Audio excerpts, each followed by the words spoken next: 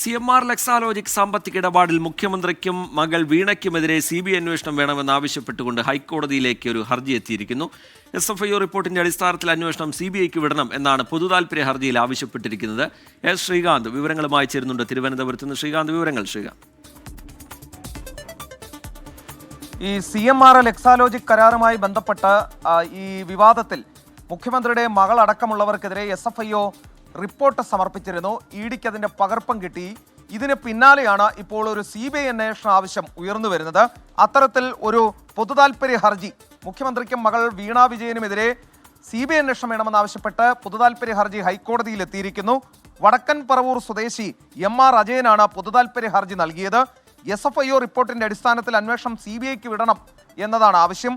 CMRL Exalogic, Sasidharan കർത്ത, CMRL ഉദ്യോഗസ്ഥർ ഉൾപ്പെടെയുള്ളവരാണ് ഇതിൽ എതിർകക്ഷികളായി ഉൾപ്പെടുത്തിയിട്ടുള്ളത്. പൊതുതാൽപര്യ ഹർജി നാളെ ഹൈക്കോടതി പരിഗണിക്കുകയും ചെയ്യും. ഇതിൽ എടുത്തു പറയാനുള്ള ഒരു കാര്യം, ഇപ്പോൾ കോടതി വെക്കേഷൻ ബെഞ്ചാണ്. ഈ വെക്കേഷൻ ബെഞ്ചിലേക്കാണ് ഈ ഹർജി വരുന്നത്. ഏത് തരത്തിൽ കോടതി അത് എന്റർടൈൻ ചെയ്യും എന്നുള്ളതും കാത്തിരുന്ന് കാണാം. ശരി, എസ് ശ്രീകാന്ത് വിവരങ്ങൾ നൽകുകയായിരുന്നു തിരുവനന്തപുരത്ത് നിന്ന്. നാളെ ആ പൊതുതാൽപര്യ ഹർജി കോടതി പരിഗണിക്കും.